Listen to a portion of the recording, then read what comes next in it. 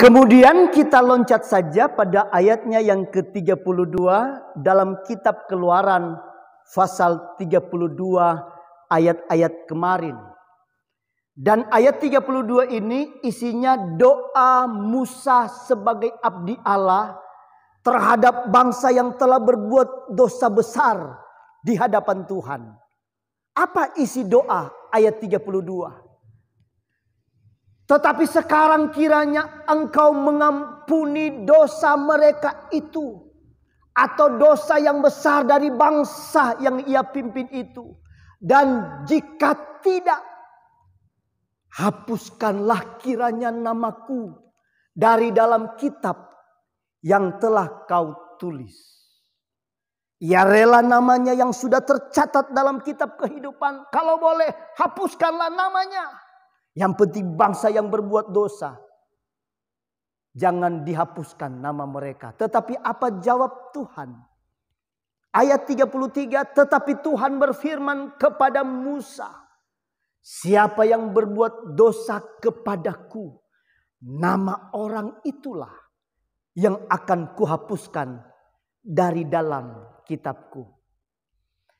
Kemudian, kalau kita kaitkan dengan pengalaman daripada Nabi Yesaya, bahwa ada umat-umat yang sadar akan dosanya, kemudian dia bertobat datang kepada Tuhan.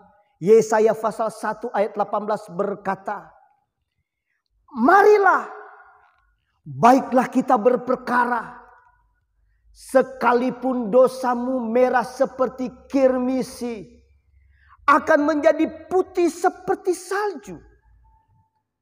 Sekalipun dosamu merah seperti kain kesumba, akan menjadi putih seperti bulu domba. Yesaya tulis ayat-ayat ini karena ternyata ada orang-orang yang sudah bersalah berbuat dosa, melanggar perintah-perintah Tuhan. Tapi waktu mereka sadar akan dosa pelanggaran, mereka datang dan firman Tuhan katakan, baiklah kita berperkara. Apa yang terjadi? Sekalipun dosamu sebesar apapun, tidak diperhitungkan oleh Tuhan. Dengan kesadaran, dengan penyesalan datang kepada Tuhan.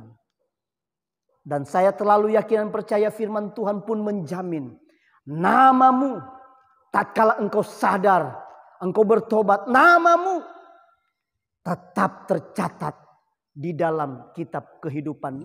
Tetapi ini ada kata tetapinya.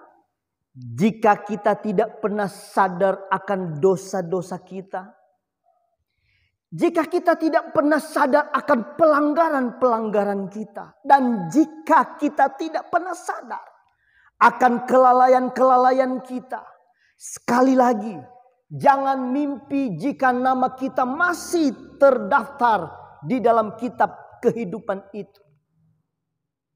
Kemudian, dan bukan cuma hati yang gelisah yang dapat menghambat kita untuk masuk surga. Alkitab pun berkata, ada rasa benci saja kepada saudara kita, itu pun sangat berbahaya. Seperti Rasul Yohanes tulis di dalam surat 1 Yohanes pasal 3. Ayatnya yang ke-15 firman Tuhan berkata, setiap orang yang membenci saudaranya. Halo?